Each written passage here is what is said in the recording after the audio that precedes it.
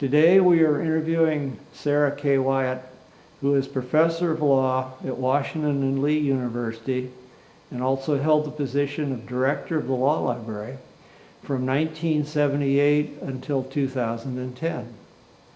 Prior to her appointment as director, Sally, as Sarah prefers to be called, served as assistant law librarian at Washington and Lee beginning in 1972. And before that, she was assistant law librarian at Texas Tech University in Lubbock.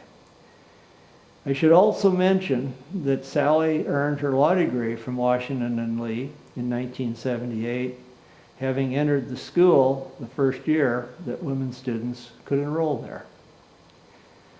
Sally, let's begin with a little bit of personal history. Could you tell us a bit about your life when you were young and perhaps today? I grew up in Colorado. My father was a Boy Scout executive by profession, which meant that I spent a lot of summers in Boy Scout camp. I come from a large family, most brothers. I think all of that prepared me well to come to Washington and Lee. Had I not lived in such a male world, it may have been more difficult to be a member of the first class of women on this campus in a campus that had a 225-year-old history of all maleness. Yeah, I remember one of our student assistants at American U had done his undergraduate work down here, and he used to describe the school. It was all male in those days. And he was here at the time that they buried the bones of Robert E. Lee's horse somewhere on campus, Yeah, which was a big event. And if you choose, we could go view that burial site if you'd like. Well, somehow I suspect I could pass on that one. Yes. Mm-hmm. So it's been interesting. It took another 15 years before the university decided to admit women on the undergraduate campus. Mm-hmm. There weren't women faculty, so to speak of. So it's been fascinating to watch a university finally embrace women on campus in all capacities, and because I've been here such a long time, living in small rural Virginia town, it's been a good life. Well, having just today driven down from the Washington, D.C. area, coming down the Shenandoah Valley to this rather gorgeous spot, it's really a very picturesque country, I think. I still miss Colorado mountains. Those are mountains. They're a little bit taller. Blue Ridge Mountains here, maybe not so much mountains, but I've grown to love them. Yeah. Well, they're a little more benign if you have to Yes. drive around over Right. them, I guess, Right. in the Rockies. Yeah. So you've been here then basically most of your life, working life, and you're living here in Lexington, Virginia at the university, and you're teaching now. I know you mentioned earlier when we were chatting, you've been doing the torts course this semester. I know you did Admiralty and a few others. Anything else in particular that's your academic specialty for teaching? Well, yes, as you well know, I did Admiralty for quite some time, usually every other year. I think there has been less Admiralty practice, fewer students going into that practice of law. That's not to say that there aren't people injured all the time, but with the development of better radar and GPS, ships don't collide as often as they once did. And as I say, it's probably more a fact that we had fewer students going into Admiralty, and at the same time, I've always taught intellectual property, and when I first started teaching, it was mostly a practice that was a boutique practice, and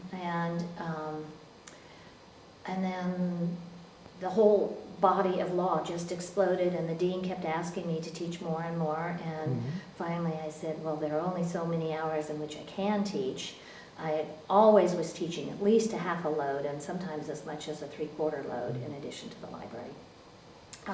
One other area that I did enjoy is that somehow it fell to me to supervise our student judicial clerks, and there were 11 of them, and I had the privilege of selecting them and placing them with varying judges, all within about an hour's radius. But those judges included a judge on the Fourth Circuit, and at one time 2 Supreme Court justices who had offices in Salem, a bankruptcy judge, and then several trial judges. So I worked very closely with the judges and the students.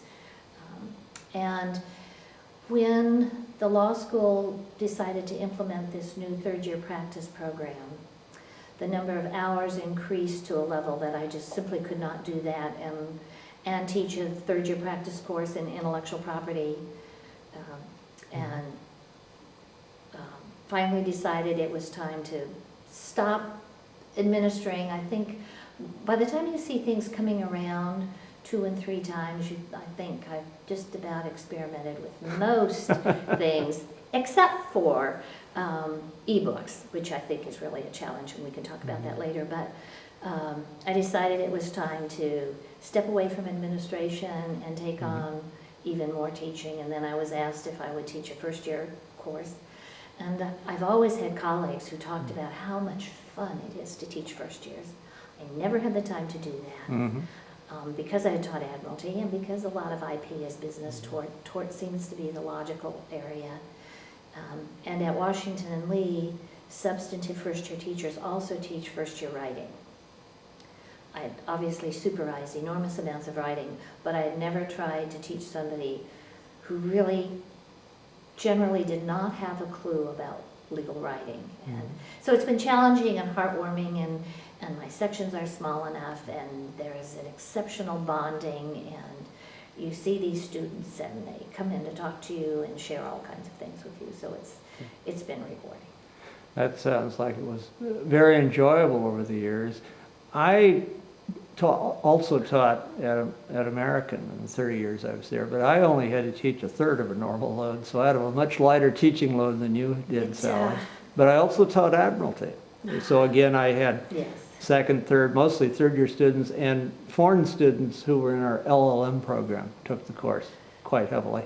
The other thing that I think was a little different about Washington and Lee is that until recent years, the administration was so very small, so if something did not fall in the dean's office, it fell to me. So administratively, the law school bookstore reported to me, the media department reported to me. That's less unusual. I ran an art gallery in the law school, had a lot of building administration. All of the mail fell initially to me, and early on when we moved into this particular building, the mail was delivered to each and every student carrel daily, and twice daily to faculty offices. So just overseeing those extra administrative responsibilities took a lot of time. I kept the extraordinary staff who were so good that I was able to teach the load that I did and oversee all of those things. And for the most part, I don't think we collectively let any major balls drop. Well, that's good. You always want, as an administrator, that's the best of all worlds. Yes. Or if they do, you don't get caught. Well, and being one of the very few women on campus, every time there was a major campus committee, you knew the minute the committee was announced that you would be serving on that because they needed a woman on the committee. Yeah, and as you say, there probably weren't too many possibilities for a while. Yes, for quite some time. Yeah. Well, let's talk a little bit, it's sort of customary in these interviews to ask a little more specific information about your academic preparation and sort of how you decided to become a law librarian. You know, I've already mentioned, or we've talked about the fact that you did do your law degree here at Washington and Lee, but can you talk about the rest of that sort of information? Students ask me sometimes about how I planned my career, and I say, well, I think it sort of planned me. I always intended to be a librarian from the time I was in high school. I chose my undergraduate degree because library schools said get the broadest possible major, so I did that. And I also thought that I probably would have to work before I could go to library school. So in Colorado, you have to take a number of hours to be certified to teach, which is just barely short of another major. So I did that as well, with every anticipation that I would be teaching. But I had the extraordinary good fortune of winning a special library scholarship, which was pretty much a full ride, and a Title IIB fellowship from the University of North Texas, where I did my library work. Mhm. And when I finished library work, my goal, my heart had been set, literally since the start of my freshman year in college, that I wanted to work at the Houston Academy of Medicine. Mhm. And they would not talk to me because I did not have a BS. I had only a BA and all of these other hours. And I was lacking organic chemistry. It wasn't that I had just put off taking it, but I worked through school and you could only fit so many labs at a time in. And when I talked to them, I said, well, I'll take it any place you say in Houston. And I had a fairly strong record and said, I promise you I won't get less than a B, but they simply wouldn't talk to me. And it was as if there was no other medical library in the country. I couldn't talk to anybody, I couldn't see my way, I had planned so long to do this. And my TA for cataloging at the University of North Texas had taken a job at Lubbock. And there was this junior position, assistant law librarian at Lubbock, which was circulation and reserve. And I recall going out for an interviewing, confessing openly that I knew nothing about law. I knew there was something called the Black's Law Dictionary, and there was something called Shepard Citations. The only reason I knew about Shepard Citations is that I had graduated from high school in Colorado Springs, and during the summer I had worked at the American Numismatic Association. Its building was next door to Shepard Citations. So every day I saw that building. I just had no clue what happened inside that building.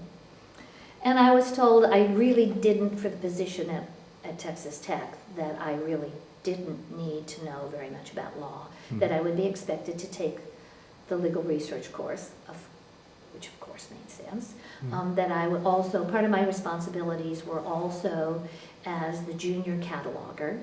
So that I knew how to do, and I could do that well, and I figured out how to do circulation and how to do reserve.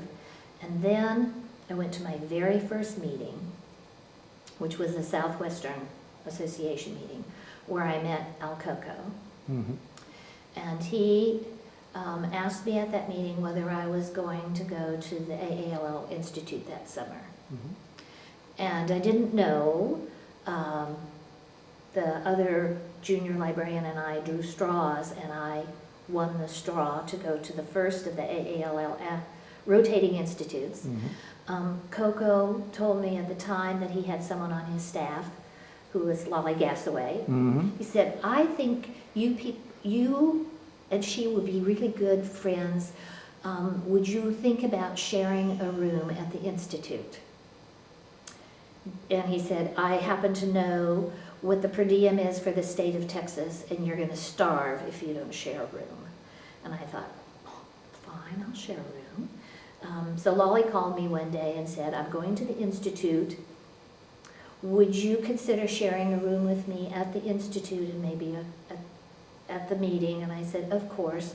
We had never laid eyes on each other. We went off to the meeting the very first night, and I think maybe it was Connell, which may have been an American university. Could have been. Anyway, we went to an opening reception, and we both had a little more to drink, and we were not knowing each other very well and trying to figure out how to suggest that maybe we didn't want to go out for the evening after that. And finally, we both confessed that we perhaps had too much to drink. And then we went to the institute and had a marvelous time. It was a cataloging institute, and both of us had recently graduated. We pretty much knew KF, unlike almost everyone else in the room. So we could do our homework really quickly and then do other things. And we just got to be best friends from that time on. It sounds like you and Lolly met, and it was if it's the meeting in Washington, it was, I think, 1970.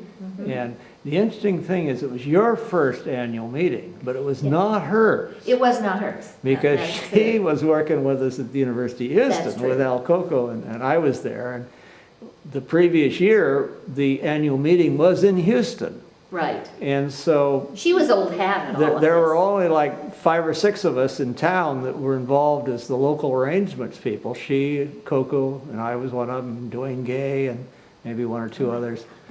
And so we essentially, I mean, her first meeting was what I think you could call a baptism of fire of sorts, Yes. if I can use such phrasing, and that she was in charge of some fairly significant parts of it. Like registration. Yeah, probably was nice the following year that she could relax. It was, and because she had been to a meeting, she could sort of show me the ropes.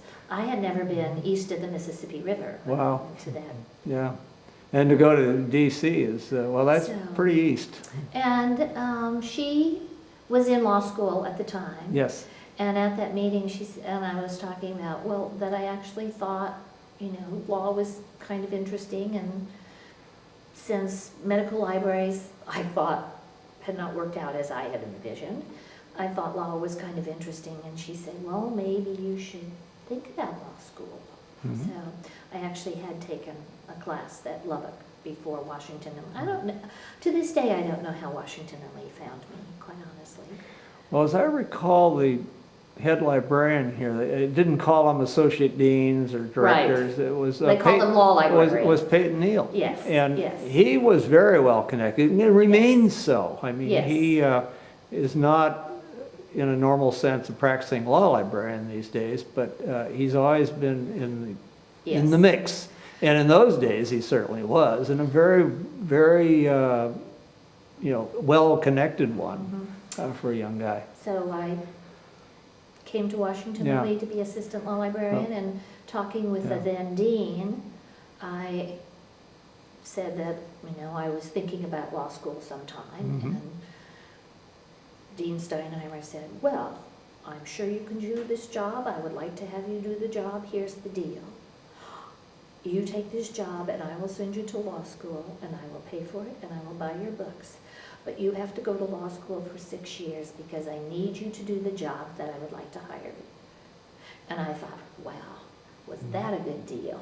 Little did I understand what 6 years of law school would mean. Having been through 3 years, the traditional amount, 6 years sounds even worse. Oh, that last year was hard. Yeah. And especially because of circumstances, Peyton had moved on, so I was the acting director. Uh-huh. I was the associate director. I was finishing my last semester of law school. I was trying to decide if I was going to practice law or if I was going to continue in the law library profession. And depending upon which of those, where I was going to do that, I had traveled around the country gathering at that time. You could gather offers. And Washington and Lee talked me into staying here and joining the faculty. Yeah, well, And here I stay. here you are. Here I And, am. Well, I and think life has probably been good, I suspect. Life has. Mhm. I think one can have a career like that because there were often opportunities to investigate other positions. Mhm.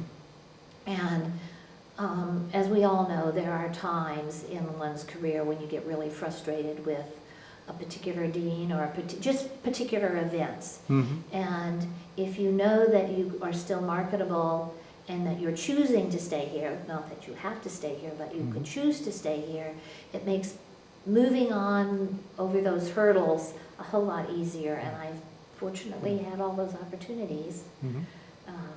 and chose to stay. For the benefit of our viewers who are newer members of our profession, having those sorts of opportunities coming along periodically also puts you in the position, vis-a-vis the dean or whoever, of being perceived as somebody who could be stolen.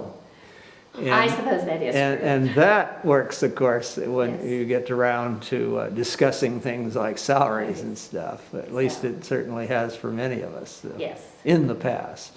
Yes, I do think that probably made a Yeah. difference. But you and I entered the profession actually, I think, at a very opportune time for We some of did. us. We did. Because so many of the law librarians of that era had sort of become law librarians one way or another, sort of at the end of World War II. And they were then in the process of retiring, either beginning or many of them had retired, opening up positions. There were. Yeah. And I think probably you and I and Wally and Albrecht and others probably got director positions maybe as much as 10 years, 15 years before others who had preceded us had actually. And those who offered have those. succeeded us, I spoke recently at another interview. I talked to a fellow who is an associate director and has been for quite some time, very highly regarded. And he talked about the fact that, in his generation, you don't come out of library school and become a director immediately, as No. a few of our colleagues in our generation did. You and I didn't, Lally didn't, but we became directors very quickly, within a very few years. But now the longer period of developing one's skills in one of the more junior roles, or even if it's just the number 2 role, is an opportunity that they have. And there are good points, and I suppose not so good points about that, but. And,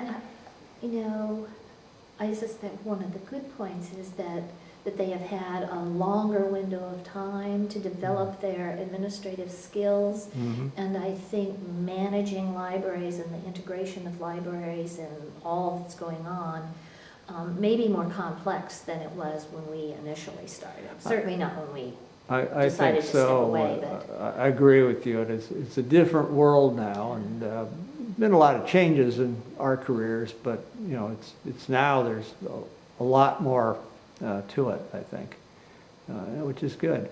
Plus, if you're in a role in a library, hopefully you will develop a mentor, mentee, or protege relationship with whoever the leader is, and that will help you develop these skills as well. Then you can learn not from making a few errors, but from learning from somebody else what errors not to make so you don't make them. And, in a sense, we had that. El Coco was helpful for you. Well, I worked for him for 3 years, and I learned a tremendous amount from him. And I never had the opportunity Yeah. to work directly with him, but yes, he was a mentor. Yeah. Obviously, Peyton Neal. Peyton would be another mentor. Would be another Yeah. mentor, but I think of, Betty Taylor and Roy. Mhm. I mean, I know from many of my colleagues who passed through Texas that working with Roy Mursky was not always easy, but he was extraordinary. Yeah. And what he taught those people was remarkable. Mhm. And I was always in his good graces, and when there were opportunities for which he thought I was a viable candidate, he was always promoting me. Yeah. And I just can, Roy, I hate to go down the list of sort of ticking off, because I know I will miss people, but there were so many people who looked after me as I was developing as a young law librarian. well, Roy Mursky is someone who would have made a wonderful person with whom to Yes. speak in one of these interviews. And unfortunately, of course, he is no longer with us, so he cannot defend himself or explain himself. But I have been able to entice at least a couple of the people who worked extensively with him in the early days to talk a bit about him in their interviews. Rich Leiter talks about, in his interview, Roy, but also the development of what is now the Spirit of Law Librarianship Yes. Award, the Roy M. Mursky Spirit of Law Librarianship Award.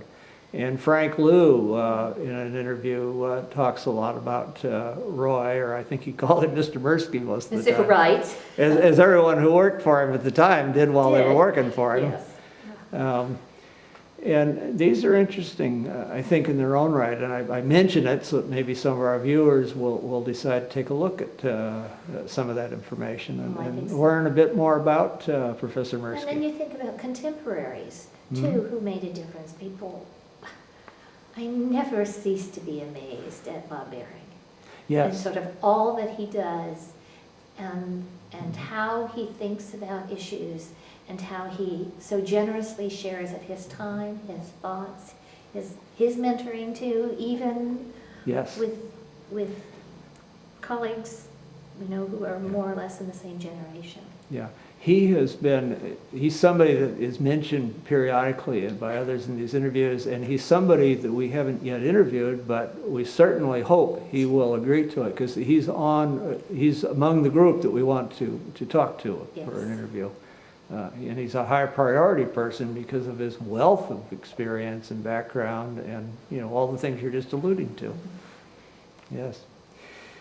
Well, in addition to all this here at the university and your background in various places, you've done an awful lot professionally outside of the institution. And I'd like to sort of talk to you a little bit about that. But I want to sort of, by way of introduction, since sometimes some people feel it inappropriate to, I think they used to use the term toot their own horn, brag about recognitions and so on. So often in these interviews, I will raise those points and then ask you to talk a little bit more about it. But I can do it either way, of course. But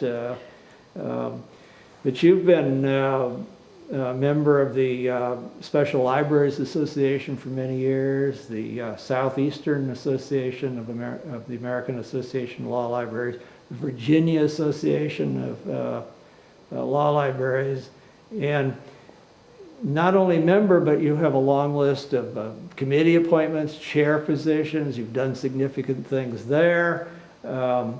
You've been a member of the executive board of ALL, and other things. And in terms of recognitions, you have received an ALL Presidential Certificate of Merit, the North Texas Distinguished Alumni Award from your library school, the Southeastern Association of Law Libraries Distinguished Service Award, and probably most significantly, you received from the Special Library Association the John Cotton Dana Award for Excellence in Librarianship, which is, my understanding, is their highest recognition of professional achievement and service. Is there anything that perhaps I've left off, or something you'd like to elaborate on, or talk about, maybe why you think that service is important and recommended, or assuming you do? Well, obviously I do, and in some ways, I was just doing what I thought my job was. Yes, the job is to do the position at hand, which was run the library to the best of my ability, but I also felt, because the special libraries had looked after me and that I owed them some service, and because I became a law librarian, I felt I owed the law library some extra service, and I was encouraged in my positions to take on those responsibilities, and I apparently had the ability to do them. I think about serving on the AALL Education Committee and then suddenly finding myself directing, sort of with the committee, the institutes and all the workshops. That was at a time that we didn't have professional staff at headquarters, and all of that work was done by the membership, and it was my responsibility to work with people who had proposed ideas to make sure that the faculty were put together, that the locations were put together, that the financing actually worked out, and the committee and I seemed to do that very well, and we became really quite a moneymaker for the association, and then the more successful that we were, the more we were asked to do, so I think that probably happened. I think my expertise in copyright came out of teaching. There are very few of us in the country who both were copyright professors and law librarians, and who truly understand how those pieces of the law work together. So I was invited to sit on the Conference on Fair Use, and I was invited to testify. And I was asked to be expert witnesses in significant cases, and I found myself, just through a very fluky thing, actually being one of the few people who had actually read all of the language of the Uniform Information Transactions Act and could speak on how that was going to affect the library world, and I suddenly found myself in great demand as a speaker, often arguing against Connie Ring, who was the UCTA point person. So those things kind of just came to pass, and I was at maybe, one could say, the right or the wrong place at the right time, but I had the expertise. I could speak. I did speak. It was important for the association, it was important for me, and it was important for Washington and Lee that I be on the road. My one regret, and it just happened in Windows, but when it looked like I was really quite a viable candidate for AALL president, I went to my then dean and talked to him about that, and he said, well, what's the likelihood? What is this going to mean? And I said, well, it will probably mean that I will be on the road both in the year leading up to the presidency and the presidency quite a lot. There will be a lot of travel, there will be a lot of speaking, even more than I'm doing. And he said, well, what is the likelihood of your winning this? And I said, I think with some modesty, but at that time I was quite well known in the association, and I said, I think it highly likely, if I agree to run, that I will win. And he said, I cannot let you do that. I need you here too much. And then through his deanship and then other things in his life happened, that was a position that I aspired to some, but when the time was right,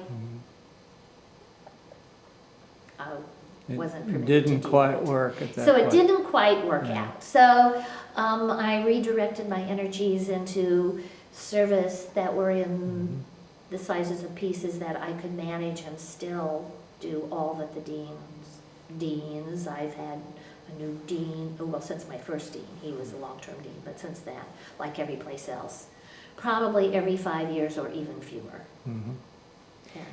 Well, having essentially come up the same way in terms, I did become ALL president, as you know, and our viewers, some of them might know.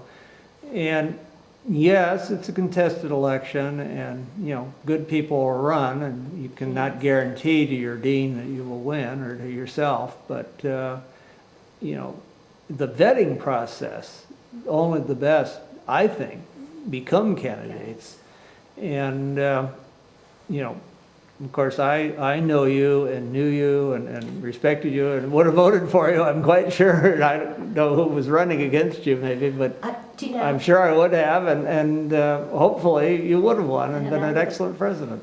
and so, but those are little just turns in life, and Well, it is a major undertaking in terms of commitments, Yes, it and American accommodated me in many ways, even giving me during my presidential year a second time slot for my course so that I could be away and yet teach the numbered of hours and not, cheat the students in effect and play games with the accreditation rules.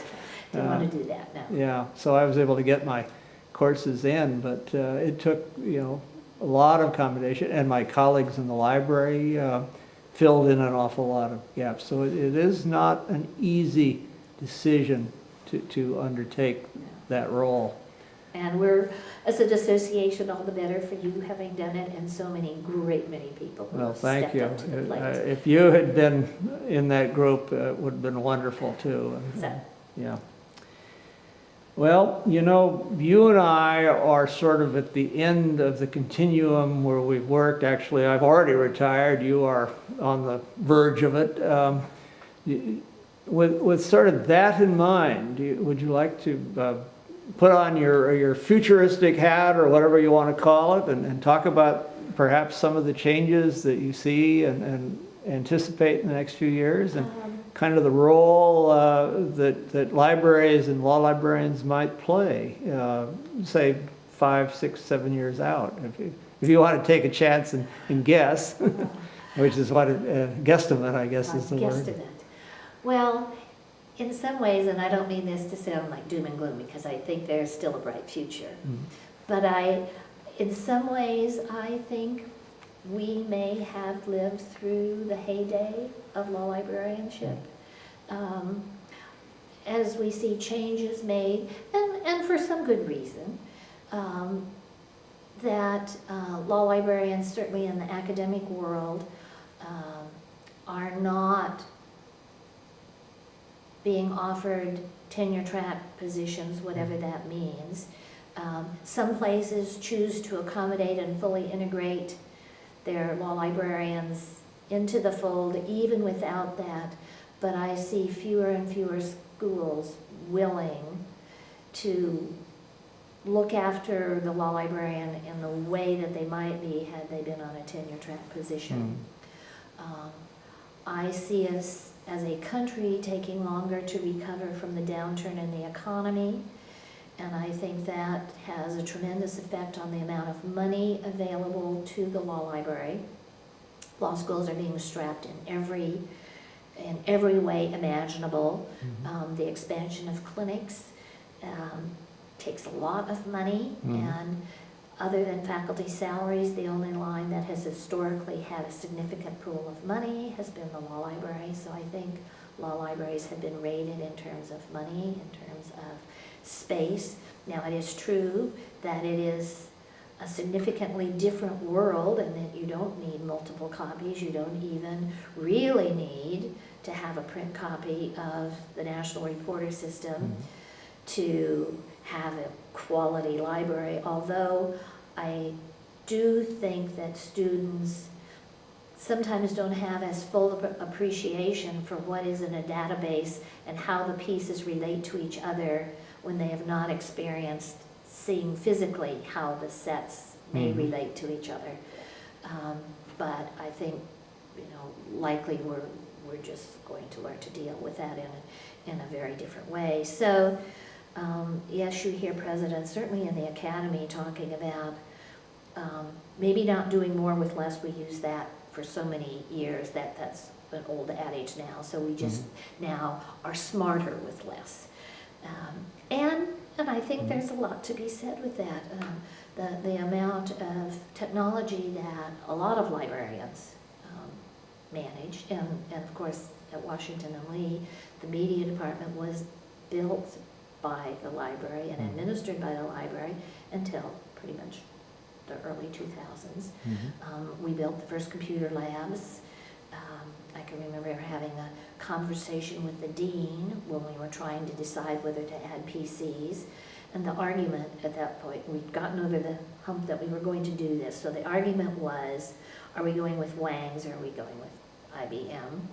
And I finally said to the then dean, and I was clearly losing that argument, that that I thanked him for letting me make my case. It was clear he was not buying it, but either way I thought I won because we were finally getting to add PCs, and that whichever way he chose, it would be up to me to implement it, and we would do it to the best of our ability, and students were winning and faculty were winning, and we should just stop talking about this because we'd already spent a lot of money just talking about it, so just let me have that money. So that was exciting, and now seeing how the media department here has moved to still taping all the classes, but taping them digitally, making them available on a or server. I think one of the big changes, and it's a summer research project, but it's more about how to license ebooks. Yes, of course, we've been licensing all kinds of electronic information, and ebooks are, of course, included in the large databases of Lexis and Westlaw and Bloomberg and others. But I am thinking about how public libraries, and yes, some of them have managed to use Overdrive, but what a dramatic change that's going to be, because the licenses are expensive, publishers are not, they will at some stage, have digital versions, but some publishers are unwilling to make digital versions available to the public library. When I think about copyright law and public policy and an informed public and what an incredibly critical role public libraries have had in this country, and seeing, you know, their uses for jobs and for medical information and entertainment, we have got to be able to figure out a way to share this information born digitally. Yes, it's incredibly expensive even in the academic world, so we have challenges in licensing. I am not willing to give up on the balance in the copyright law. One of my classmates now chairs the House Judiciary Committee, and this is Representative Goodlatte, who's recently announced that he's going to conduct the first of the hearings that may lead to the revision of the Copyright Act. I'm not unwilling to concede that users do not have some rights under that balance. And if that means becoming politically active again and stepping up to the plate and being a representative for law libraries and anybody else, even though that's not my favorite thing to do, I probably will do that. I was involved in a private conversation recently with a fellow who's an author. And in general publishing, he was telling me that there are basically only 4 major producers. I mean, they have different imprint titles and different companies. Is this in law or generally? Generally. Generally, okay. In the, you know, not scholarly press, but the Okay. novels, you know, books for mass audiences. Trade Yeah. publications.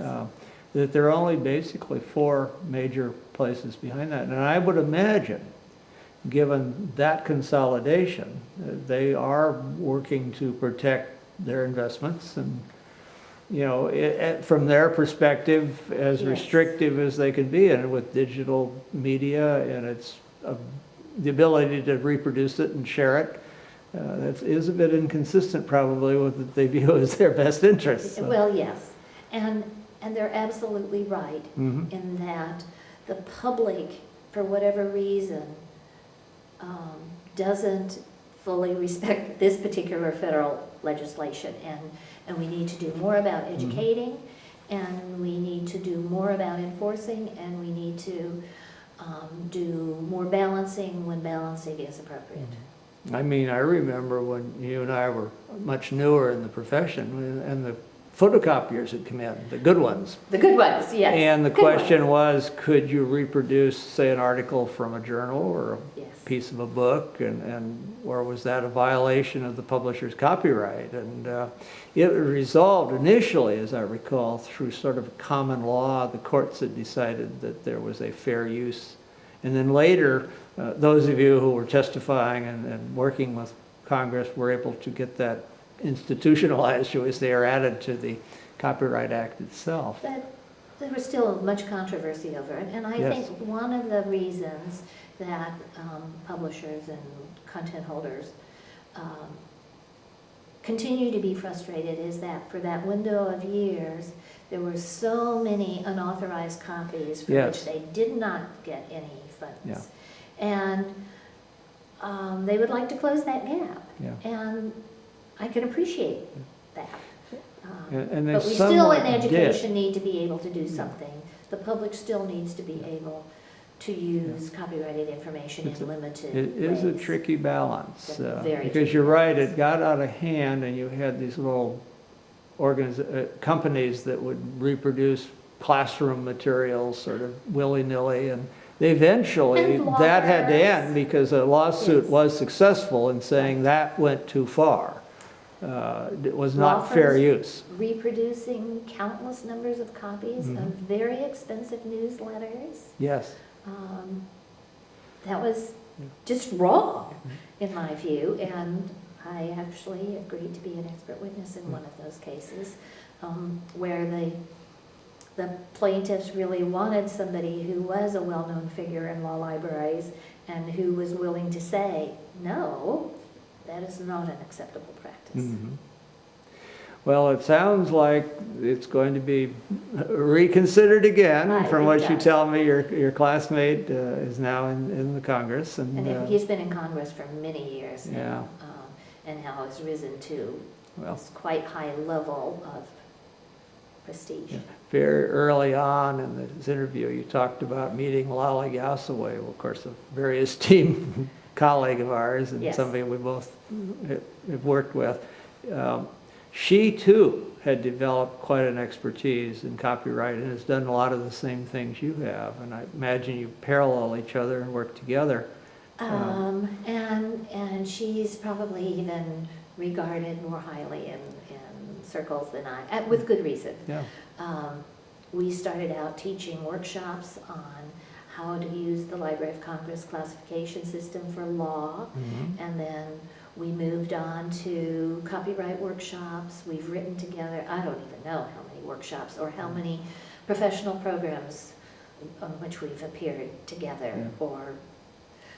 And often, if one of us was speaking for the Special Libraries Association, the other was speaking for law libraries, Mhm. and then sometimes we would flip, and she would speak for special libraries and chair special libraries copyright, and I would be chairing AALL copyright, and moving forward in tandem, Yeah. trying to sort out where a line should be drawn between the for-profit world and the not-for-profit Yeah. world, and providing some guidance to both of those communities. And Well, then the actually, just being a process really good friend. will have the benefit of, you and Lolly's expertise and that of others, but it's the next generation that will be picking up the responsibility. And I'm thinking of people like Jonathan Franklin out Yes. in Seattle at the University of Washington. He's developed a reputation for fair knowledge And, and depth in copyright. Anne, whose last name I just drawn a blank, at University of North Carolina, who's also, Anne Kleinfelder. Anne Kleinfelder. Yes. yes, Mhm. There's another one Yeah. who is very thoughtful and will be a very good spokesman for the profession. Both of them. And let me make it in modest pitch for our our oral histories. All of the people we just mentioned have been interviewed for this project. So I'm very pleased. Very- Getting all the experts on tape myself. Oh, well, kudos to you and to the Hine Company for sponsoring this. Thank you, Sally. Before we conclude, it's customary to give the person being interviewed the last word. I guess it's a chance to clear your reputation if you've misstated anything or no, Yeah, seriously. sure. Give you a chance if there's anything that you want to add that we haven't talked about. Would you care to do so? As I say, when students come to me and say, Professor Wiant, how did you plan your career? And as you can tell now, that it rather planned me, Mhm. and as things ended up on my plate, I stepped up to the plate, I Mhm. guess. I've had the extraordinary good counsel of people in the association, including even on personal issues. Well, I want to thank you, Sally Wiant, for talking to us today and for being part of our oral history project and for sharing so much about yourself and the profession with our viewers. It's been my pleasure, and how nice to visit with you again. This is maybe the best part of Well, you and I go Yes. back to when we were both in Houston, or I was in Houston, you were in Lubbock. We were both in Texas. We're both in Texas. And even though Texas is a big state, we figured we were neighbors We did. and friends. And I keep telling people I was such a mere child. Well, I like to think I'm still a mere child, I'm but I still think I'm not. deluding myself. Well, that could be too. Very good. Well, thank you.